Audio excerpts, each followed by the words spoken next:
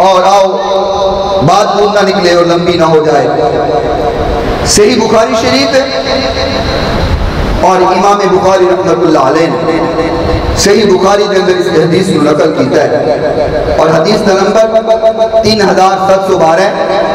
याद रख लो, अहादीस में अपने ज़हन अंदर बिठा लो, नंबर इस करके दसना कि कोई काले कपड़े आला, काले झंडे आला, काले घोड़े आला, कोई काले अमाल आला, ते काली जहन्नम आला, ते काले बख्त आला उठ के एवं ना कहना फिरे कि नो नो नो सहाबा मोहब्बत नहीं सन करते।